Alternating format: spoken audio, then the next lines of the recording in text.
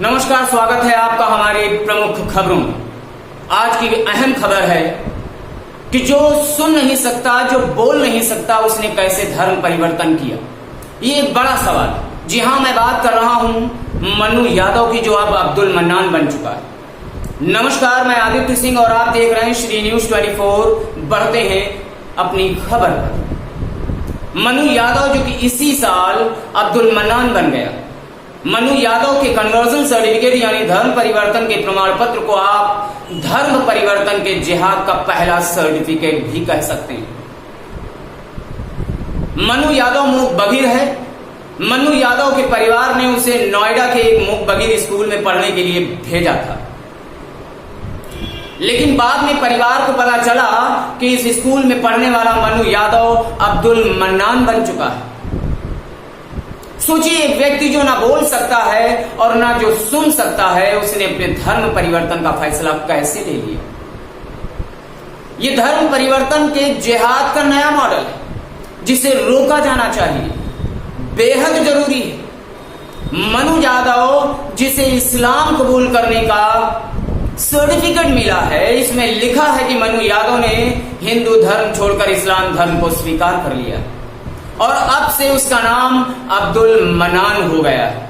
बड़ी बात यह है कि इस पर काजी के हस्ताक्षर और इस्लामिक दावा सेंटर की मोहर भी लगी हुई और इसमें लिखा है कि ये प्रमाण पत्र जिले के एसडीएम या नोटरी एफिडेविट के आधार पर जारी किया गया है। लेकिन इस सर्टिफिकेट में दो बातें समझने वाली हैं। पहली बात यह कि इसमें सर्टिफिकेट को जारी करने की तारीख 11 नवंबर 2021 बताई गई और ये तारीख एक नहीं दो जगह लिखी। अब सवाल है कि एक जगह तो गलती हो सकती है, लेकिन दो जगह 11 नवंबर लिखने के पीछे कोई षड्यंत्र तो नहीं था। और दूसरी बात ये कि इस सर्टिफिकेट में अब्दुल मन्नान के पिता राजीव यादव का गुरुग्राम का पता लिखा हुआ है, जबकि उसके पिता का कहना है कि उन्हें इसके बारे में कोई जानकारी ही नहीं। यहां एक महत्वपूर्ण बात यह भी है कि जिस नोटरी एफिडेविट के आधार पर यह सर्टिफिकेट जारी हुआ है, उसमें भी गुरुग्राम का पता लिखा हुआ है, जबकि परिवार का कहना है कि किसी भी विभाग से कोई भी अधिकारी इस पते की जांच के लिए उनके घर आया ही नहीं। एक नोटरी पब्लिक ऑफिसर का प्रमुख काम होता है किसी भी दस्तावेज को प्रमाणित करना, यानी ये बताना कि उसमें लिखी सभी बातें सबूतों और तथ्यों के आधार पर सही हैं या नहीं। लेकिन आरोप है कि इस मामले में ऐसा नहीं किया गया, क्योंकि इस एफिडेविट में जो पता लिखा है वहां किसी ने जाकर कोई जांच की ही नहीं और मनु यादव के पिता को ये लगता रहा कि उनका बेटा नोएडा के मूक बधिर के स्कूल में रह रहा है, जबकि इसी दौरान उनके बेटे का धर्म बदल दिया गया और वो मुसलमान बन गए। इस नोटरी एफिडेविट में लिखी कुछ और बातें अहम हैं। इसमें लिखा है कि मनु यादव किसी दबाव के और अपनी स्वेच्छा के आधार पर इस्लाम को स्वीकार करता है और वो चाहता है कि उसे अब अब्दुल मन्नान के नाम से ही समाज, रिश्तेदार और दोस्तों के बीच जाना जाए। ये नोटरी एफिडेविट 11 जनवरी को अटेस्ट करवाया गया था और इस पर दिल्ली सरकार द्वारा नियुक्त नोटरी पब्लिक ऑफिसर का नाम फिरोज अहमद लिखा है। सोचिए, मनु जो मूक बधिर है, जो ना कुछ बोल सकता है, जो ना कुछ सुन सकता है, सिर्फ साइन लैंग्वेज समझ सकता है और इसी में अपनी बात कर सकता है, ऐसे 22 साल के लड़के का धर्म परिवर्तन हुआ और एफिडेविट में लिखा है कि धर्म बदलने का इतना बड़ा फैसला उसने खुद ही ले लिया। इस तरह के एफिडेविट से एक लीगल शील्ड बनाई गई ताकि ये लोग अपना मामला सामने आने पर बच सकें। और इन लोगों ने जिस तरह से मनु यादव को अब्दुल मन्नान बनाया, ठीक उसी तरह से कई और मूक बधिरों का धर्म बदला गया और उन्हें मुसलमान बनाया गया। और ये सारे लड़के इन लोगों को नोएडा की डीप सोसाइटी में मिले, जहां मूक बधिरों के लिए एक रेजिडेंशियल स्कूल है ये बात तो आपको और हैरान कर देगी कि नोएडा की इस डीप सोसाइटी में पहले भी कई छात्रों का परिवर्तन मतलब धर्म परिवर्तन किया गया है और इसकी शिकायत 2019 में भी सामने आई थी। और ये बात खुद इस डीप सोसाइटी के डायरेक्टर रुमा रोहा ने लखनऊ में एटीएस द्वारा की गई पूछताछ में कबूल की। इसके अलावा एटीएस ने उनसे 2011 से अब तक के सभी बच्चों की जानकारी देने के लिए कहा और ऐसी संभावना है कि पिछले 10 वर्षों में इस डीप सोसाइटी के जरिए हजारों बच्चों का धर्म परिवर्तन किया गया है। इस सोसाइटी को लेकर इसलिए भी सवाल उठ रहे हैं क्योंकि पुलिस ने अपनी एफआईआर में जिस मूक बधिर छात्र आदित्य गुप्ता का जिक्र किया है उसका धर्म भी इन लोगों ने ही बदलवाया था। लेकिन कल ये छात्र रहस्यमयी तरीके से अपने घर कानपुर लौट आया और बताया कि नौकरी, मकान और शादी कराने का झांसा देकर इन लोगों ने इसका हिंदू से इस्लाम धर्म में परिवर्तन कराया और इस मामले में भी ठीक वैसा ही धर्म परिवर्तन का प्रमाण पत्र सामने आया है जैसा मन्नू यादव का हमने देखा है। ये मामला बहुत गंभीर है और इसकी तह तक जाने पर पता चलता है कि लोगों ने दिल्ली के जामिया नगर में धर्म परिवर्तन कराने की दुकान खोली हुई थी और इसी को देखते हुए उत्तर प्रदेश के मुख्यमंत्री योगी आदित्यनाथ ने इस मामले में गिरफ्तार हुए लोगों के खिलाफ national security act 1980, gangster act और इनकी संपत्ति जब्त करने के निर्देश दिए। आपको बता दूं कि किसी भी मामले में एनएसए के तहत तभी कार्यवाही होती है जब सरकार को यह लगता हो कि कोई व्यक्ति उसे देश या राज्य की सुरक्षा सुनिश्चित करने वाले कार्यों को करने से रोक रहा है और ये कानून संदिग्ध व्यक्ति की गिरफ्तारी करने का भी अधिकार सरकार को देता है। और इसी से आप समझ सकते हैं कि यह मामला कितना गंभीर है। हमारे संविधान में धर्म की स्वतंत्रता का अधिकार है। कहने का मतलब यह है कि भारतीय संविधान धर्म परिवर्तन की बात नहीं करता है, लेकिन धर्म के प्रचार को लोकतांत्रिक मानता है और धर्म प्रचार से ही लोग ये समझते हैं कि वो अपने धर्म को फैलाने के लिए स्वतंत्र है। इस मामले में केंद्रीय अल्पसंख्यक मंत्री मुख्तार अब्बास नकवी ने भी सरकार का रुख स्पष्ट किया और कहा कि ऐसे मामलों में कड़ी कार्यवाही की जाएगी। अब हम आपको बताते हैं कि भारत के पड़ोसी देशों में इसे लेकर क्या व्यवस्था है। नेपाल जो हमारा पड़ोसी, नेपाल में लोग अपनी स्वेच्छा से किसी भी धर्म को मान सकते हैं, लेकिन वो किसी का धर्म परिवर्तन नहीं करा सकते। अगर कोई व्यक्ति ऐसा करता है तो ऐसे मामलों में 3 साल की जेल की सजा का प्रावधान है। म्यांमार में वर्ष 2015 में ही इसे लेकर 4 कानून बने थे, जिनके तहत अगर वहां कोई व्यक्ति अपना धर्म परिवर्तन करना चाहता है तो इसके लिए उसे सरकार की अनुमति लेनी जरूरी है। और अगर कोई बौद्ध धर्म की लड़की किसी दूसरे धर्म के लड़के से शादी करती है तो उसके लिए नियम और भी कड़े। ऐसे मामलों में सरकार पूरी जांच करती है और कई स्तर पर अनुमति लेनी पड़ती है। भूटान में जबरन और लालच देकर कराए गए धर्म परिवर्तन को लेकर राष्ट्रीय कानून और कड़ी सजा का भी प्रावधान है।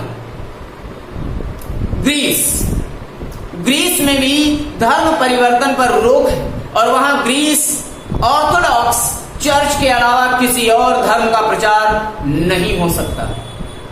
सोमालिया, सूडान और सऊदी अरब जैसे इस्लामिक देशों में भी इस्लाम धर्म को छोड़कर दूसरे धर्म को अपनाना गैर कानूनी।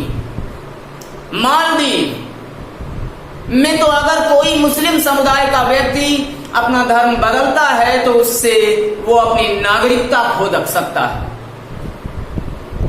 अफगानिस्तान की एक अदालत ने एक व्यक्ति को इस्लाम धर्म छोड़कर ईसाई धर्म अपनाने के लिए मौत की सजा सुनाई थी। इसके अलावा जॉर्डन, इजिप्ट और कुवैत में भी ऐसे ढेर सारे मामले हैं जिनमें इस्लाम धर्म छोड़ने पर वहां लोगों को जेल जाना पड़ता है। भारत में भी अब ये मांग तेजी से बढ़ रही है कि एक राष्ट्रीय कानून बनाकर, राष्ट्रीय कानून लाकर इस पर अंकुश लगाया जाए। चलिए बढ़ते हैं अब अपनी अगली खबर पर। क्या भारत में अटैक करने वाले हैं एलियंस? चमकती हुई रहस्यमयी लाइटें क्या हैं? दरअसल गुजरात के जूनागढ़ में बीती रात आसमान में चमकती हुई रोशनी की कतारें दिखाई दी, जिससे वहां के लोगों में दहशत पैदा हो गई और अनआइडेंटिफाइड फ्लाइंग ऑब्जेक्ट्स मतलब यूएफओ की अटकलें शुरू हो गई। हालांकि Gujarat council of science and technology के सलाहकार नरोत्तम साहू ने चमकती हुई रोशनी को यूएफओ बतलाने वाले सिद्धांत के दावे को सिरे से खारिज कर दिया। सलाहकार साहू के अनुसार ऐसी लाइट दिखने का मतलब यूएफओ नहीं बल्कि धरती की निचली कक्षा से गुजरने वाले किसी सैटेलाइट के कारण भी हो सकता है। समाचार एजेंसी ANI ने बताया कि घटना के वीडियो और तस्वीरों में लगभग 4 से 7 चमकदार रोशनी सामने आसमान में एक साथ कतार में चमकती हुई देखी जा सकती है। हालांकि अंतरिक्ष विज्ञान के अनुसार इस तरह की रोशनी के कई कारण हो सकते हैं।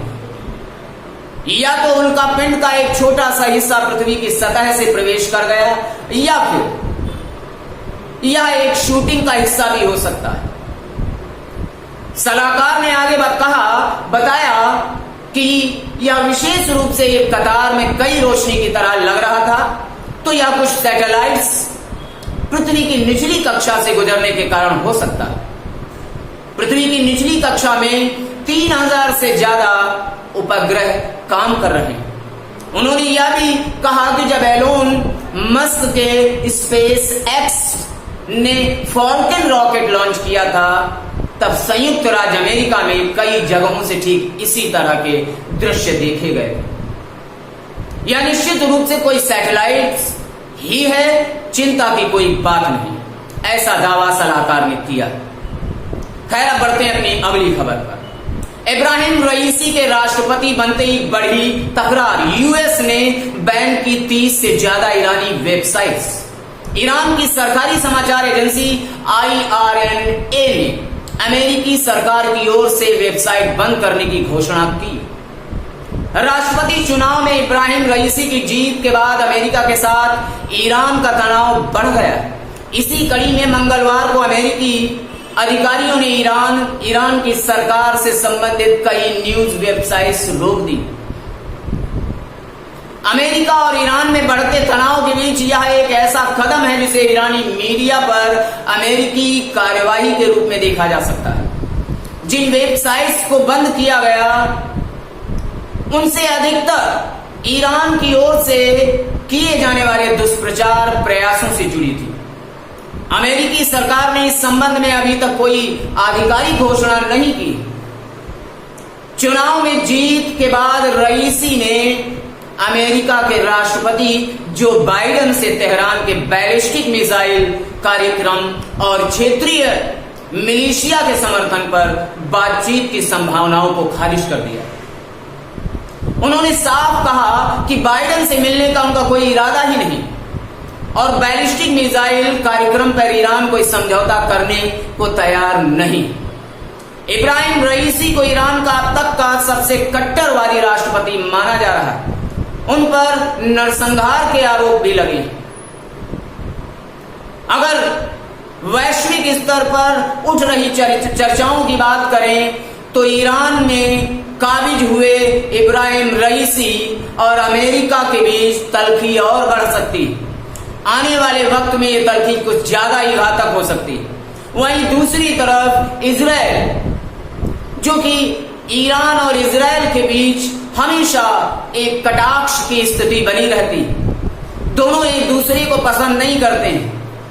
ऐसी स्थिति में इब्राहिम रईसी का ईरान में गद्दीसीन होना इजराइल के लिए भी एक चिंता का विषय बना हुआ है और इजराइल ने भी इसको नकारते हुए कटाक्ष दिया।